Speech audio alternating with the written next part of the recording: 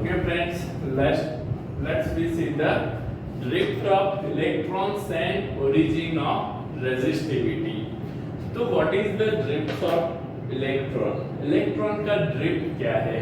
Yeah, we are say that what is the drift velocity? Drift velocity क्या है?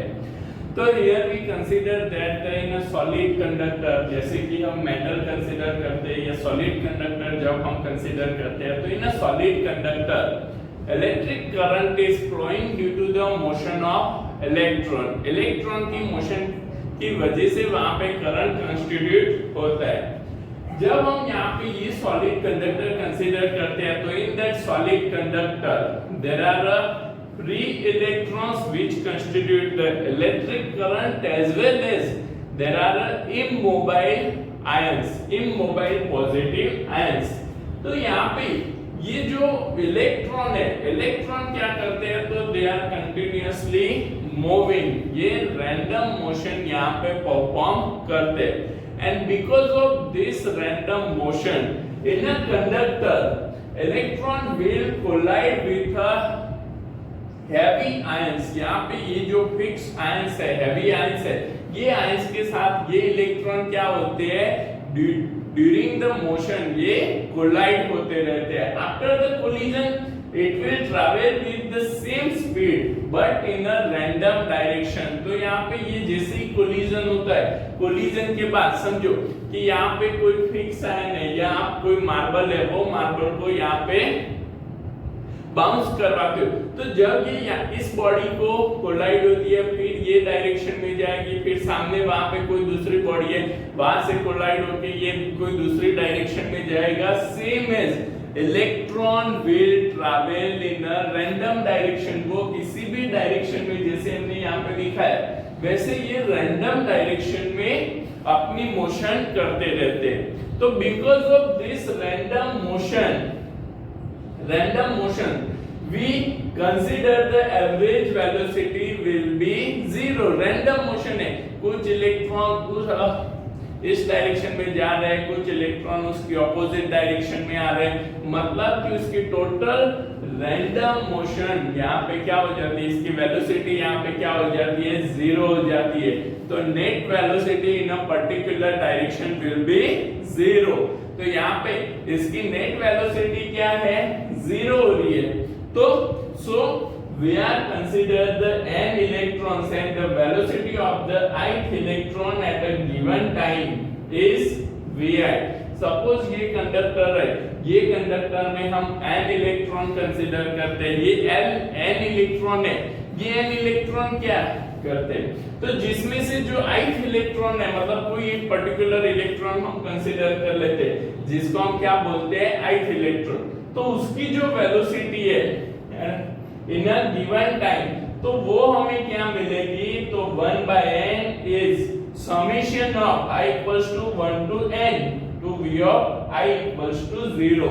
मतलब in short यहाँ पे हम ये कहना चाहते हैं कि suppose there are n electron in a conductor and we are consider the velocity of second electron, second number electron. तो इसकी एवरेज वेलोसिटी हमको यहाँ पे क्या मिलेगी, तो इट इज ऑलवेज जीरो, क्योंकि electron after the collision electron moving in a random direction and because of this random motion the average velocity of the electron will be zero. तो बेटा यहाँ पे इसकी एवरेज वेलोसिटी हमको क्या मिलती है, जीरो मिलती है. तो यहाँ पे एवरेज वेलोसिटी हमने यहाँ क्या कंसीडर किया है, जीरो कंसीडर किया है.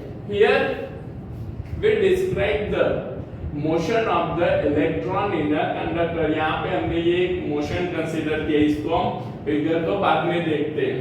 तो यहाँ पे अब हमने यहाँ पे देखा कि जब ये कंडक्टर नॉर्मली है, उस कंडीशन में यहाँ पे इसकी रैंडम मोशन है, रैंडम मोशन की वजह से इसकी एवरेज वेलोसिटी हमको क्या मिल रही है, जीरो मिल रही है. But when an electric field is present, मतलब if we apply the external battery source to the conductor, at that time the electric field is applied to the conductor. And because of this electric field, अब electric field है, electric field है, electron क्या है, charge है, जब charge electric field में motion करता है तो उस टाइम पे ये जो चार्ज होता है, ये चार्ज क्या होता है बेटा, एक्सेलरेट होता है।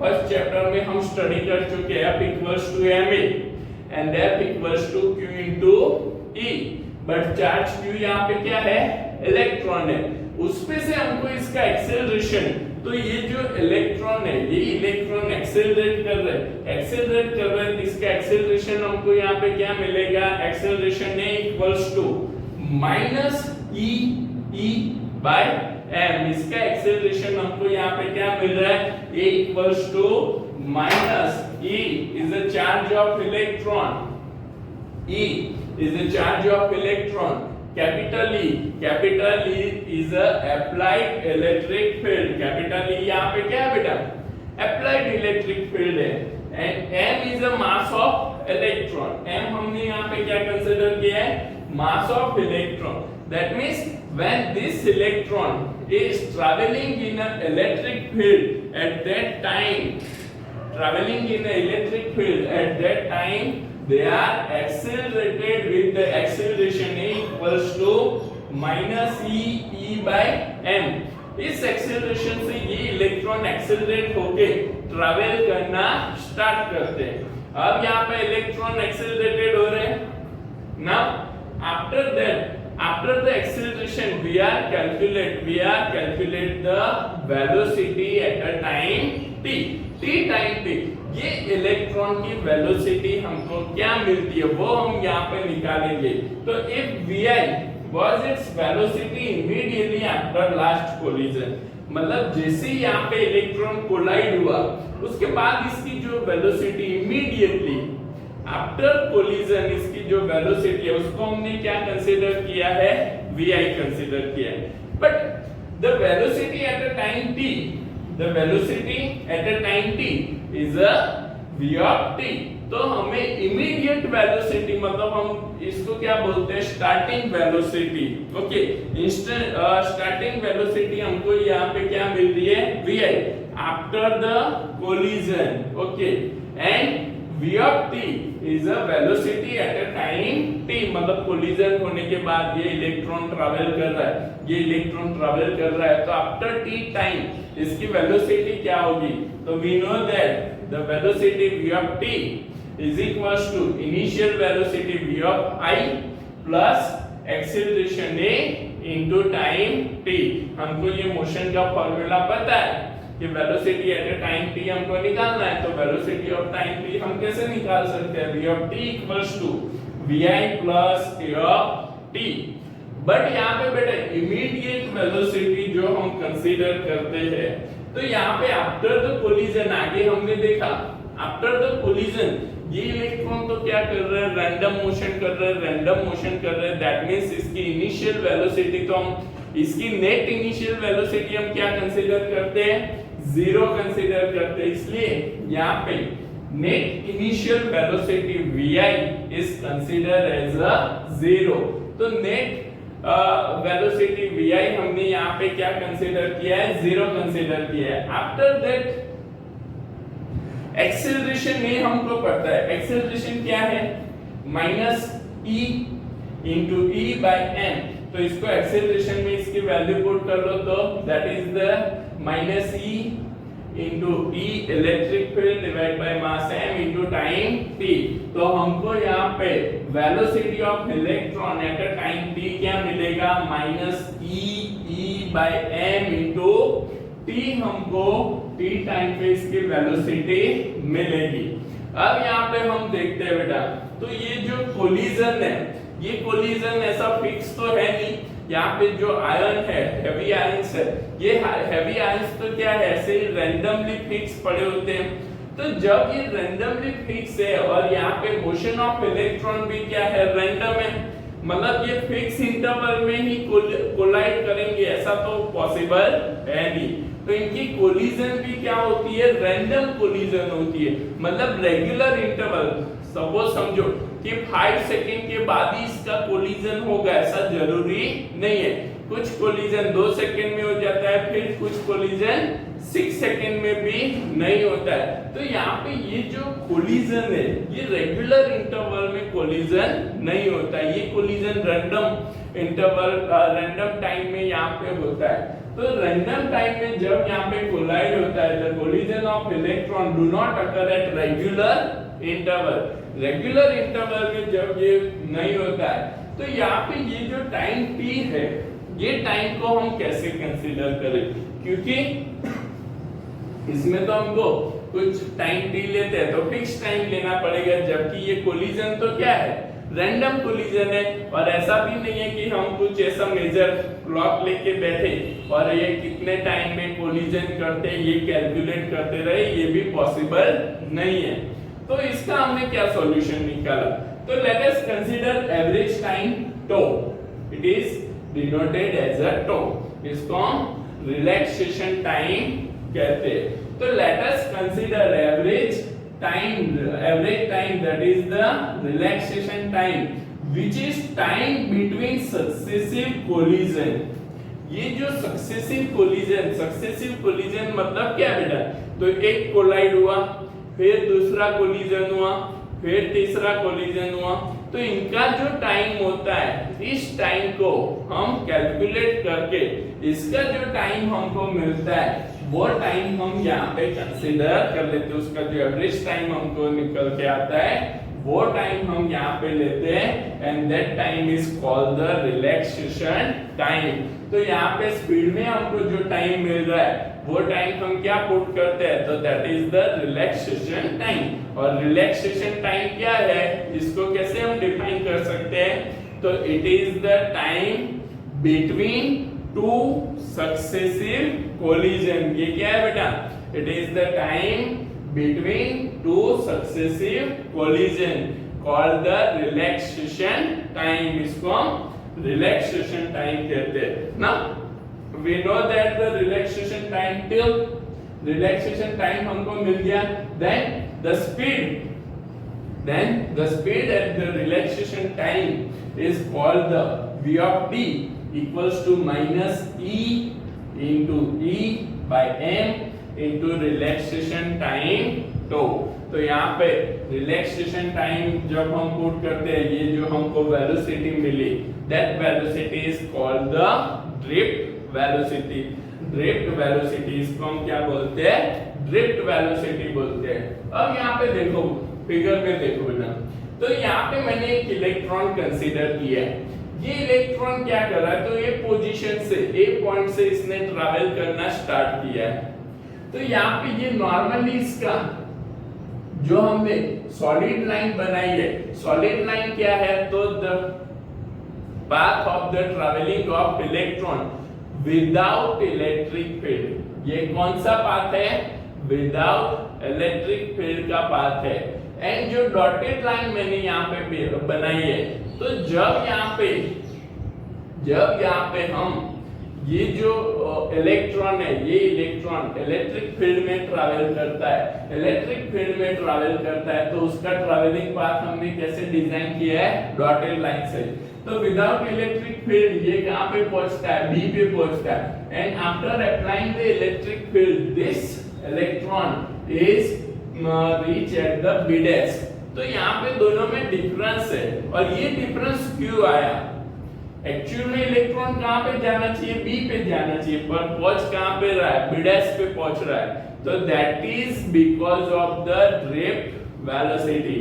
तो यहाँ पे बी से बी डैश का जो ड्रिफ्ट हुआ वो किसकी वजह से हो रहा है, ड्रिफ्ट वेलोसिटी की वजह से हो रहा है। यहाँ पे इसका कुछ डिस्प्लेसमेंट होता है, ड्रिफ्ट होता है, जिसको हम प्योर लैंग्वेज में क्या बोलते हैं, ड्रिफ्ट होता है। यहाँ पे इलेक्ट्रॉन का इतना ड्रिफ्टिंग हुआ, that's why this velocity is called the drift velocity. इसको हम क्या बोलते हैं, ड्रिफ्ट वेलोसिटी यहाँ पे बोलते हैं।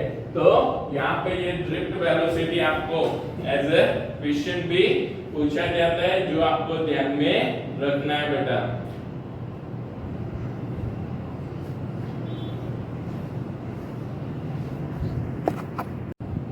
Okay. Here we consider the derive relation between drift velocity and current density। अब ये दोनों टर्म्स हमको पता है, drift velocity क्या है and current density, ये दोनों टर्म्स हमने देख लिए। मैंने आपको भी पहले बोला था कि करंट डेंसिटी हमको एज अ टॉपिक दिया नहीं है, बट करंट डेंसिटी के बहुत सारे रिलेशन हमको यहाँ पे निकालने हैं, इसलिए मैंने आपको करंट डेंसिटी पहले एक्सप्लेन कर दिया था कि what is the current density. तो यहाँ पे बेटा हम क्या करते हैं, तो इसका रिलेशन हमको निकालना है कि इसका रिलेशन हम कैसे निकालेंगे। तो here we consider that a solid conductor in which electron is traveling perpendicular to the cross section of the conductor। यहाँ पे जो कंडक्टर हमने लिया है, इस कंडक्टर के परपेंडिकुलर में ये इलेक्ट्रॉन क्या करते हैं, ट्रैवल करते हैं। तो यहाँ पे इस क्रॉस सेक्शन में हमने क्या किया, while this electron is traveling to the perpendicular to the cross section of the conductor, because we applied the electric field parallel to the cross section area of the conductor।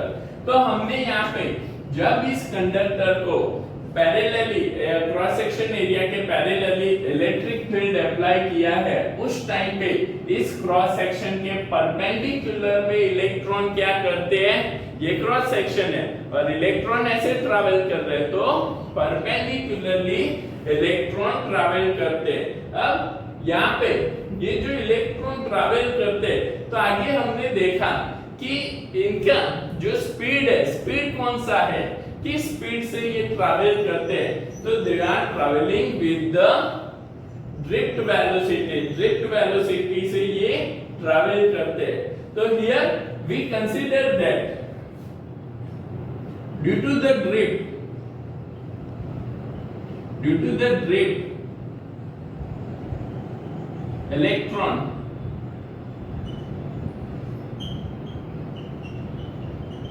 travel in conductor at a distance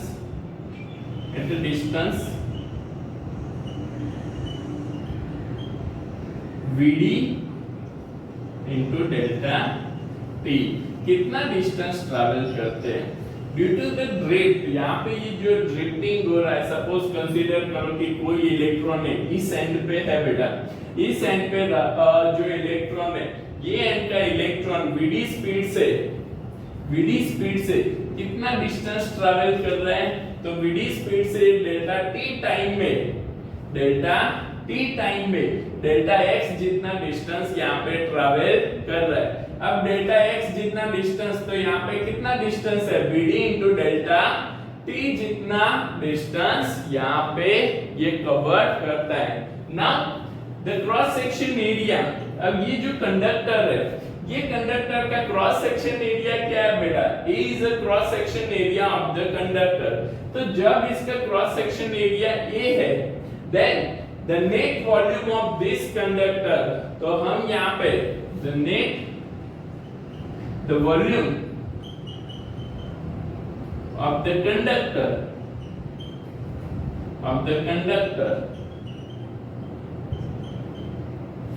is given by V equals to volume V हमको क्या मिलेगा बेटा, तो ये इसका length है, Vd into delta T क्या है, इसको हमने लेंथ कंसीडर किया क्योंकि ये इलेक्ट्रॉन इस एंड से इस एंड तक ट्रैवल करता है। तो इस एंड से इस एंड तक जब ये इलेक्ट्रॉन ट्रैवल करता है, तो ये कितना डिस्टेंस ट्रैवल कर रहा है, डेल्टा x जितना डिस्टेंस यहाँ पे ट्रैवल कर रहा है, और ये डेल्टा x डिस्टेंस कितना है, तो that is the Vd into delta T। तो इसका लेंथ क्या हो गया, Vd into delta T length हो गया, और क्रॉस सेक्शनल एरिया क्या है, A is a cross sectional area, then the total volume of the conductor is given as a Vd into delta T into cross section area A। इसका Vd into delta T into cross section area A हमको मिल रहा है ना। अब यहाँ पे बेटा एक इलेक्ट्रॉन तो होगा नहीं कंडक्टर में, there are number of electrons in the conductor, so the number density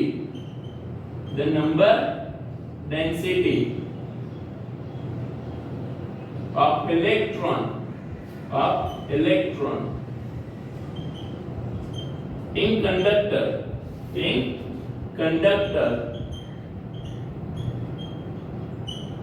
is small n। तो यहाँ पे बेटा हमने नंबर डेंसिटी जो है, number density of electron in a conductor, इसको क्या कंसीडर किया, तो इसको हमने स्मॉल n से डिनोट किया है। अब ये जो नंबर डेंसिटी है, what is the number density, तो the number of electrons per unit volume. Number density कैसे डिफाइन करेंगे, तो the number of electrons per unit volume is called the number density. मतलब पर यूनिट वॉल्यूम यहाँ पे इसमें कितने इलेक्ट्रॉन है, तो n है, that is the number density. अब जब हमको बेटा इसका नंबर डेंसिटी पता है और इसका टोटल वॉल्यूम पता है, तो we can calculate the total number of electrons. तो हम यहाँ पे इसके total number of electrons calculate कर सकते हैं। तो the total number of electrons, total number of electrons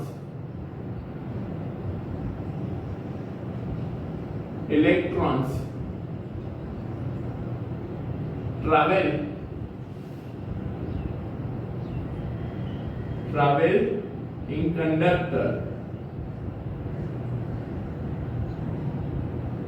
is total number of electrons को हम क्या कंसीडर कर लेते हैं, capital N।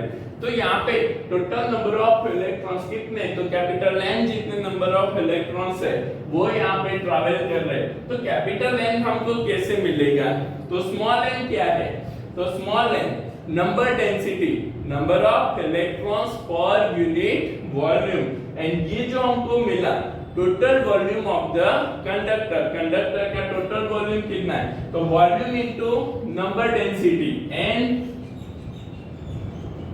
into Vd into delta T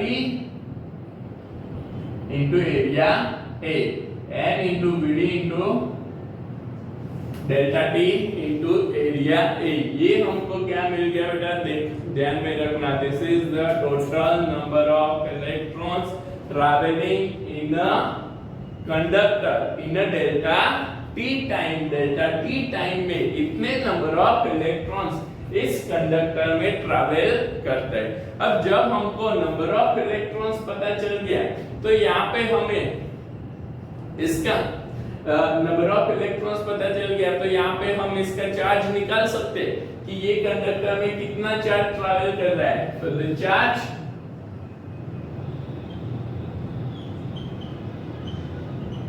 in conductor is, तो हम यहाँ पे चार्ज हमको क्या मिलेगा बेटा, तो चार्ज क्या है, ट्रैवल कौन कर रहा है, इलेक्ट्रॉन ट्रैवल कर रहा है, इलेक्ट्रॉन ट्रैवल कर रहा है। तो यहाँ पे टोटल नंबर ऑफ इलेक्ट्रॉन्स हमको पता है और इलेक्ट्रॉन का चार्ज क्या है, -e। तो the charge in the conductor travelling in the charge in conductor travelling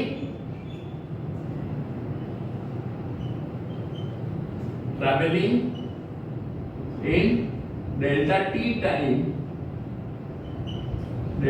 time is, हमको क्या मिलेगा, तो minus n into E into Vd into delta T into A। समझना बेटा, हमने यहाँ पे टोटल नंबर ऑफ इलेक्ट्रॉन्स जो ये कंडक्टर में ट्रैवल कर रहे हैं और इलेक्ट्रॉन का चार्ज क्या होता है, -e। तो हमने यहाँ पे इसका चार्ज कैलकुलेट, चार्ज यहाँ पे पुट कर लिया, तो -n into E into Vd into delta T into A। इतना चार्ज है ये कंडक्टर में ट्रैवल करता है, जिसकी वजह से यहाँ पे करंट कंस्टिट्यूट होता है। तो यहाँ पे बेटा आपको पता है, जब यहाँ पे चार्ज ट्रैवल कर रहा है, कितना चार्ज, तो डेल्टा Q, सपोज हम इसको डेल्टा Q कंसीडर कर लेते हैं। ओके, डेल्टा Q जितना चार्ज यहाँ पे ट्रैवल कर रहा है, तो ये जो चार्ज है, this charge is travelling in delta t time, delta t time में ट्रैवल कर रहा है। मतलब इसको अगर due to this charge I current is constitute in a conductor, then this charge is called as I into delta t। इसको हम क्या बोल सकते हैं, I into delta t, where I is current flowing in a conductor, in a conductor। I क्या है बेटा, तो ये जो कंडक्टर हमने लिया है उसमें कितना करंट फ्लो हो रहा है, I करंट फ्लो हो रहा है। समझो I करंट की डेफिनेशन याद करो, करंट की डेफिनेशन क्या थी, I equals to change in a charge to the time, I equals to delta q by delta t। तो डेल्टा q चार्ज क्या होगा, I into delta t। तो हमने यहाँ पे कितना चार्ज फ्लो हो रहा है, I into delta t जितना चार्ज फ्लो हो रहा है, जहाँ पे I क्या है, current flowing through the conductor. अब यहाँ पे हमको बेटा इसको जब हम पुट करते तो I into delta t, हमने डेल्टा q की जगह पे क्या पुट किया, I into delta t equals to, ये तो क्या है, minus n into e into vd into delta t into a। तो हमें यहाँ पे फ्लो ऑफ चार्ज मिल गया, इतना चार्ज यहाँ पे फ्लो हो रहा है। जब इतना चार्ज यहाँ पे फ्लो होता है बेटा, तो यहाँ पे दोनों साइड को कंपेयर करो, तो यहाँ पे डेल्टा टी कैंसिल हो जाएगा। कई जगह पे बुक में यहाँ पे मॉड ऑफ vd लिखा होता है, that is also average speed of drift, average drift velocity हम उसको कंसीडर करते हैं। vd लिखते हैं तो भी उसको एवरेज ड्रिफ्ट वेलोसिटी कंसीडर करते हैं। तो यहाँ पे I इक्वल्स टू क्या हो गया बेटा, minus n into E into vd, delta T इधर कैंसिल हो गया। तो यहाँ पे अब मैं ये जो एरिया है, कैपिटल ए क्या है, एरिया है, तो यहाँ पे करंट डेंसिटी क्या था, current density J equals to total current flowing through the cross sectional area A। तो current per unit area is called the current density. तो मैंने यहाँ पे ये जो एरिया है इसको इस साइड ले लिया, तो न्यूमरेटर से डिनोमिनेटर में आ गया, which is called I by A। I by A तो क्या है, करंट डेंसिटी J है। तो G इक्वल्स टू हमको क्या मिलेगा, minus n into vd। J equals to हमको क्या मिलेगा, minus n into e into vd। या हमें करंट टाइप भी अगर लिखना है, I इक्वल्स टू हम लिखते तो वो भी क्या होगा, minus n a vd into e। इसको कई बार हम सिंपल ट्रिक में याद रखना है, तो I इक्वल्स टू नाउ d, ये क्या है, नाउ d NaVdE, I equals to NaVdE। Simply आप I इक्वल्स टू नाउ d याद रखो तो आपको सीधा ये याद हो जाएगा।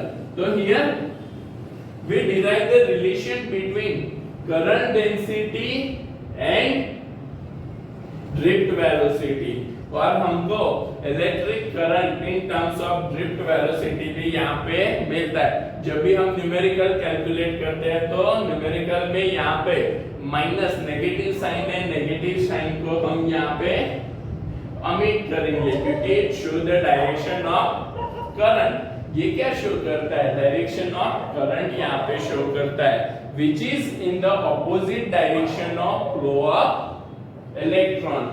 ये कौन सी डायरेक्शन में होता है, which is opposite to the flow of electron. Okay, इसलिए जब भी हम कैलकुलेशन करेंगे करंट, इसका मैग्नीट्यूड निकालेंगे तो उस टाइम पे नेगेटिव साइन को हम निग्लेक्ट करेंगे। ओके बेटा, नाउ अब यहाँ पे ये तो हमको मिल गया, we know that drift velocity क्या है। तो ड्रिफ्ट वेलोसिटी का इक्वेशन तो आगे हमने डिराइव कर लिया, E into E by m into relaxation time tau। ये हमने ड्रिफ्ट वेलोसिटी निकाला। तो इस ड्रिफ्ट वेलोसिटी को हम जब ये करंट डेंसिटी में पुट करते तो ये करंट डेंसिटी में drift velocity g equals to हमको क्या मिलेगा, नेगेटिव नेगेटिव पॉजिटिव ले लेंगे n into e square into e square e by m into drift velocity की जगह पे ये पुट हो गया into टो। तो current density J equals to n into e square into e by m into tau. हमने क्या किया बेटा, इस फॉर्मूला में करंट डेंसिटी के फॉर्मूला में ड्रिफ्ट वेलोसिटी का फॉर्मूला यहाँ पे पुट किया ना। इसका मैं आपको हमने आगे भी एक रिलेशन डिराइव किया था, current density with the conductivity of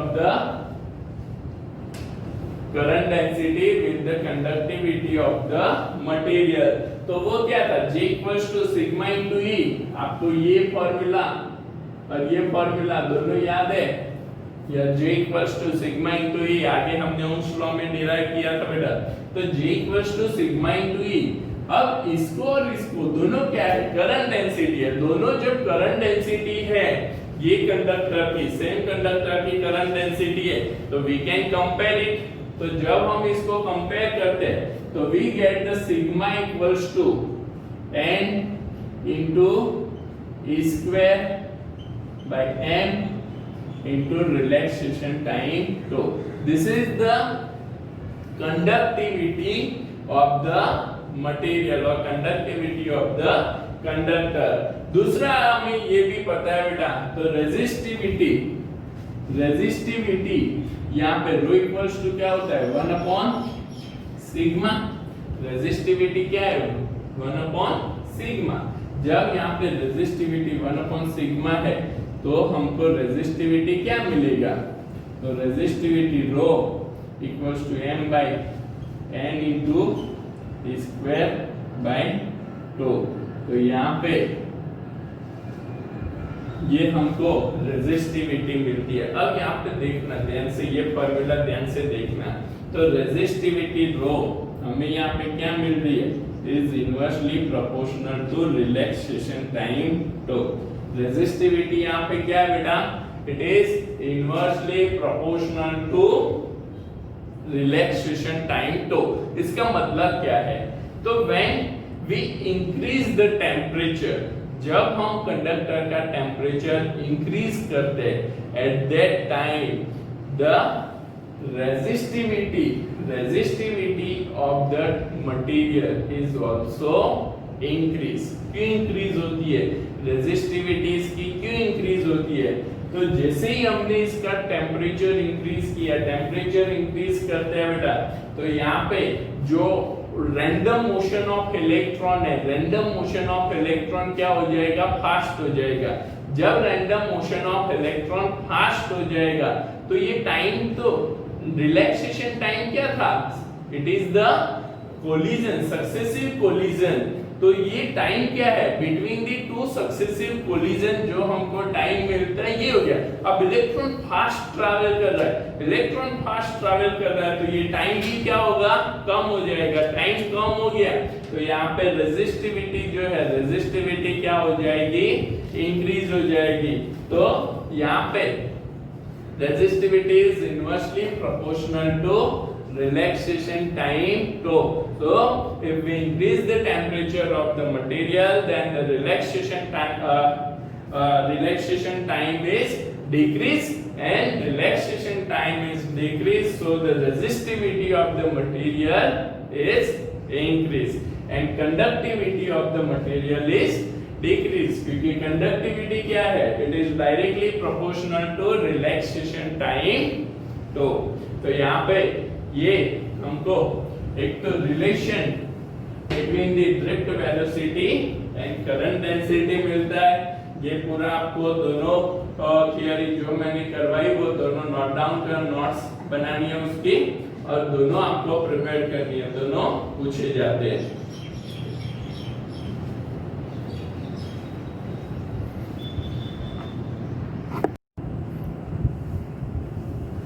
okay बेटा, यहाँ पे हम इलस्ट्रेशन फर्स्ट देखते हैं, जिसमें हमको क्या दिया गया है। तो estimate the average drift speed of conduction electrons in a copper wire of cross section area 1 into 10 raised to minus 7 meter square carrying a current of 1.5 ampere. Assume that each copper atom contributes roughly one conduction electron. The density of copper is 9 into 10 raised to 3 kg per meter cube and its atomic mass is 63.5 unit. तो यहाँ पे हमको दिया गया है कि एक copper conductor wire है, कॉपर कंडक्टर वायर का क्रॉस सेक्शन एरिया है, उसमें से कितना करंट फ्लो हो रहा है, उसका डेंसिटी हमको दिया हुआ है and atomic mass of copper हमको दिया गया है और बोला है कि find the drift velocity. Drift velocity हमको यहाँ पे निकालनी है। तो नाउ ड्रिफ्ट वेलोसिटी के लिए बेटा जब हमको यहाँ पे करंट दिया हो तो करंट के लिए मैंने अभी आपको एक इक्वेशन ड्रिफ्ट वेलोसिटी का डिराइव हमने किया। तो I इक्वल्स टू क्या था, I equals to NAVD E। I equals to क्या है, NAVD E। अब यहाँ पे हमारे पास एरिया है, करंट दिया हुआ है, इलेक्ट्रॉन का चार्ज हमको पता है, बट नंबर डेंसिटी हमको यहाँ पे गिवन नहीं है। जबकि नंबर डेंसिटी की जगह पे हमको cross section area, atomic mass दिया है और हमको मास डेंसिटी दी है। तो इसमें से और एक चीज यहाँ पे हमको दिया है, तो हमको बोला है कि द वैलेंसी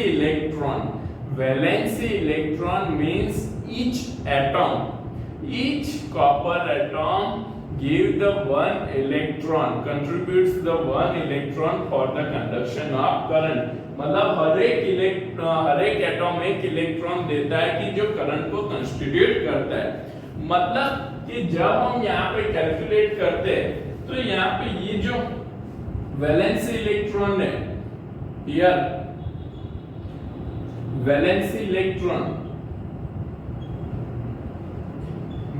इलेक्ट्रॉन को हम कंसीडर करते हैं P, इलेक्ट्रॉन P हमको दिया गया है। अब वैलेंसी इलेक्ट्रॉन यहाँ पे गिवन है और हमको और क्या दिया है, तो here consider that here valency electron P, number of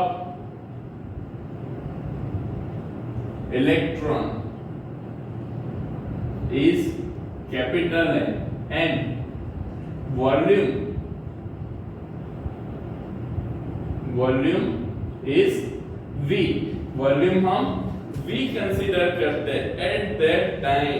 उस टाइम पे हमको यहाँ पे क्या मिलेगा, तो यहाँ पे कितने नंबर ऑफ इलेक्ट्रॉन्स यहाँ पे करंट कंस्टिट्यूट करते हैं, वो अगर हमें नंबर डेंसिटी N निकालनी है, N क्या है, number density which constitute the current in अ पर यूनिट वॉल्यूम।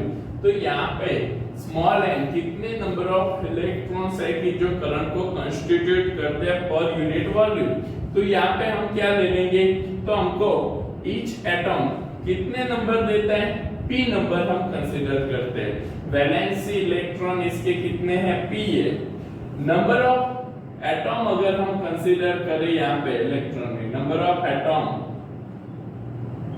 अगर हम कंसीडर करें या जिसको हम इलेक्ट्रॉन भी कह सकते हैं, तो टोटल एटॉम या हम यहाँ पे नंबर ऑफ इलेक्ट्रॉन बोल दे तो n equals to each atom. तो n नंबर ऑफ एटॉम है, हर एक नंबर ऑफ एटॉम कितने इलेक्ट्रॉन दे रहा है, p इलेक्ट्रॉन दे रहा है और उसका वॉल्यूम कितना है, v है। तो ये क्या हुआ बेटा, p वैलेंसी मतलब कितने फ्री इलेक्ट्रॉन है जो करंट को कंस्टिट्यूट करते हैं, और नंबर ऑफ एटॉम्स कितने, p क्या है, each atom gives the valency electron and n is the number of atoms in the copper. तो यहाँ पे हमें number density n equals to p into n by v यहाँ पे मिल रहा है। नाउ n बाई v अगर हम यहाँ पे ले ले तो n by v is given as n by small p, n by v हमको यहाँ पे ये मिलेगा। नाउ अब यहाँ पे आगे हमको पता है कि द मास डेंसिटी अगर हम यहाँ पे देखें तो डेंसिटी क्या होती है, तो डेंसिटी ऑफ द कॉपर, क्योंकि हमको यहाँ पे सीधा क्या दिया गया, डेंसिटी दी है रो, डेंसिटी इज, तो डेंसिटी इक्वल्स टू क्या होगा, तो total mass of the copper, मतलब जितने एटम्स है उनका mass divide by volume v। अब ईच एटम का मास हमको एटॉमिक मास दिया है 63.5, तो 63.5 हमको एटॉमिक मास दिया गया है, तो एटॉमिक मास हम यहाँ पे स्मॉल m कंसीडर कर रहे हैं, तो टोटल मास तो m है, number of atoms into total mass divide by volume v।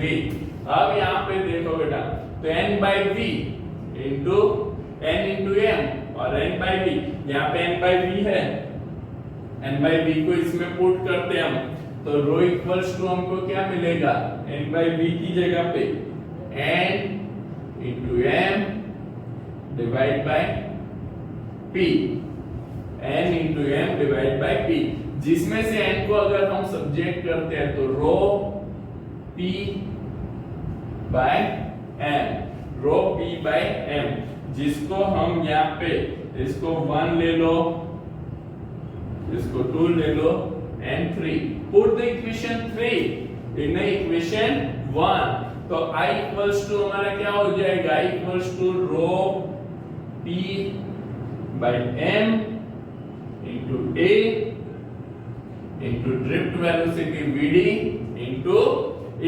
अब यहाँ पे बेटा हमको सारी क्वांटिटी जो यहाँ पे हमें रिक्वायर्ड है वो सारी क्वांटिटी गिवन है, तो now subject the drift velocity vd is equals to I into m divided by rho p a into e, इसकी जगह पे सारी वैल्यू पुट करते हैं, करंट कितना दिया है 1.5 एम्पियर, 1.5 एम्पियर, एटॉमिक मास कितना है 63.5 into 1.6 into 10⁻⁻27 डिवाइड बाय, यहाँ पे density 9 into 10⁻³ valency electron, each atom gives the 1 electron, so valency electron is a 1, cross section area 10⁻⁻7 1 into 10⁻⁻7, so and the charge of electron 1.6 into 10⁻⁻19। अगर हम इसको solve करते हैं तो we get the drift velocity 1.098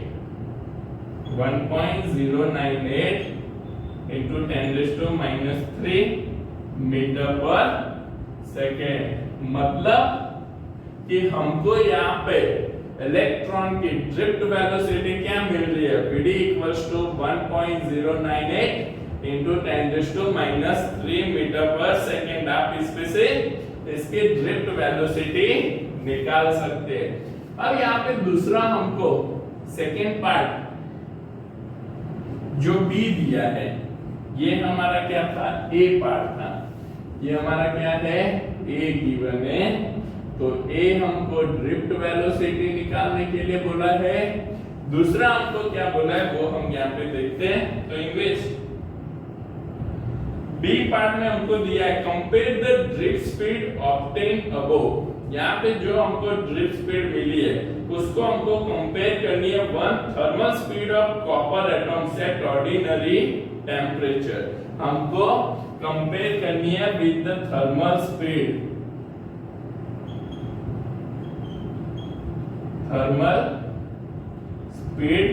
of atoms.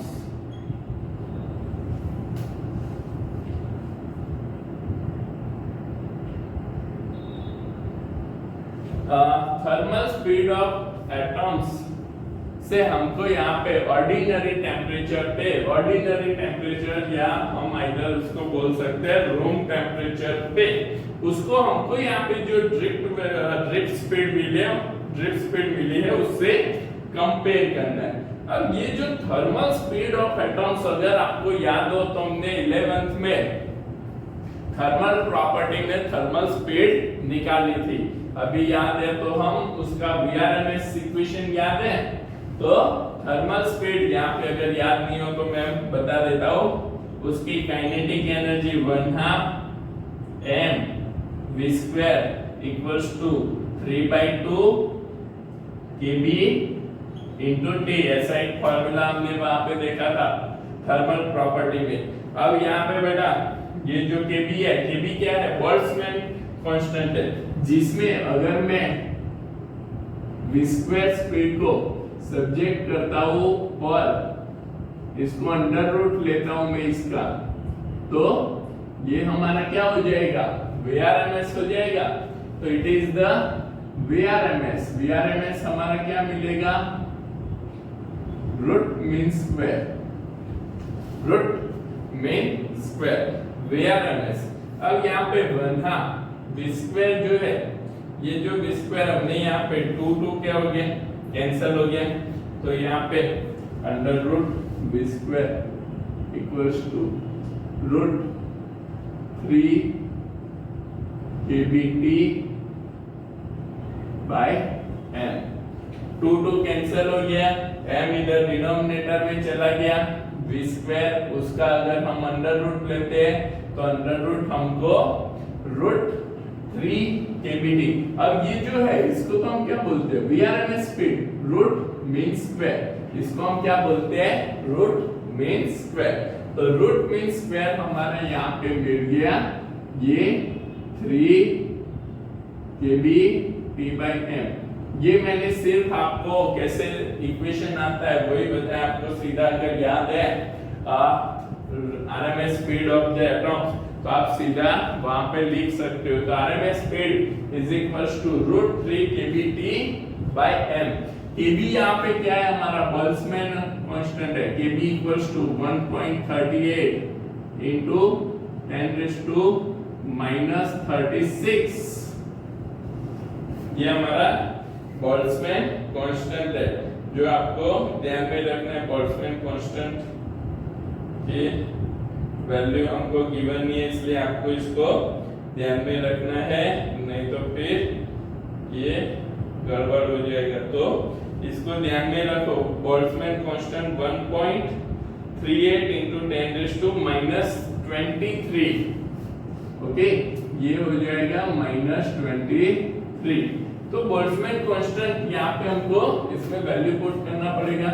तो VRMS हमारा क्या हो जाएगा, VRMS equals to under root 3 1.38 into 10⁻23। और टेम्परेचर, तो ये जो टेम्परेचर हम यहाँ पे लेंगे तो रूम टेम्परेचर हम यहाँ पे क्या कंसीडर करें, 27 प्लस इसको केल्विन में करते हैं तो ये कितना हो जाएगा, 300 केल्विन। तो इनटू टेम्परेचर हमारा क्या हो गया, 300 kelvin divide by mass, atomic mass हमने यहाँ पे निकाल रखा है 63.5 into 1.66 into 10⁻⁻27। तो यहाँ पे रूम टेम्परेचर हमको बोला है, ऑर्डिनरी टेम्परेचर बोला है, मतलब उसको हमने रूम टेम्परेचर 27 दिया है, मतलब 300 केल्विन। तो 300 केल्विन हमने T की जगह पे पुट किया, बोल्ट्जमैन कांस्टेंट की जगह पे 1.38 into 10⁻⁻23 एंड एटॉमिक मास हमको गिवन है। तो जिसपे से बेटा हमको VRMS स्पीड अगर हम ये सॉल्व करते हैं, ये कैलकुलेट करते हैं, तो VRMS स्पीड हमको मिलेगी 343.2 मीटर। ये आपको कैलकुलेट करने हैं, 343.2 मीटर पर सेकेंड। तो यहाँ पे ये हमारा VRMS स्पीड हो गया। VRMS स्पीड मिल गया, हमको क्या बोला है, कंपेयर करने के लिए विद द ड्रिफ्ट स्पीड। तो ड्रिफ्ट स्पीड से कंपेयर करें तो VD by VRMS, तो VD तो हमको ड्रिफ्ट स्पीड कितना मिला है, 1.098 into 10⁻³ डिवाइड बाय यहाँ पे हमको आरएमएस स्पीड क्या मिला 343.2 मीटर पर सेकेंड। तो यहाँ पे वीडी हमको क्या मिलेगा, दोनों का रेशियो निकाल लो। दोनों का रेशियो हमको मिलता है 3.2 into 10⁻⁻⁶ आरएमएस 3.6 और 3.2 into 10⁻⁻⁶ 3.2 into 10⁻⁻⁶।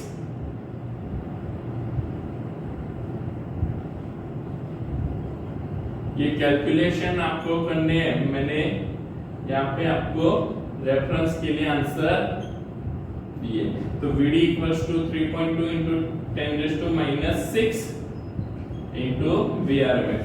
मतलब कि जो ड्रिफ्ट स्पीड है, ड्रिफ्ट स्पीड VRMS स्पीड से कितने टाइम से 3.2 into 10⁻⁻⁶ टाइम्स हमको यहाँ पे ये मिलती है।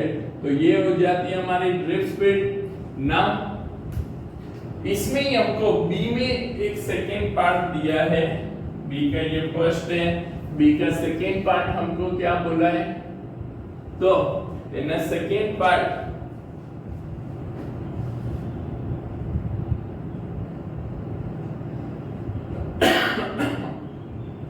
speed of propagation of electric field along the conductor which cause the drift motion।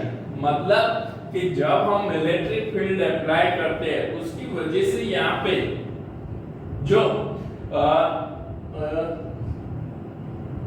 Electron conduct होते हैं उसके साथ हमको ड्रिफ्ट स्पीड्स को कंपेयर करना है।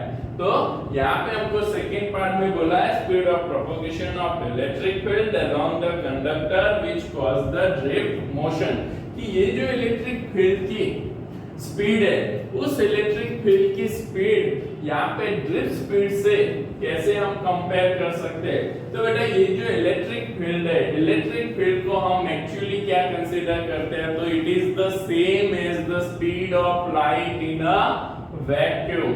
Speed of electric field is considered as a speed of light in a vacuum। तो speed of light in a vacuum क्या है, 3 into 10⁸ मीटर पर सेकेंड।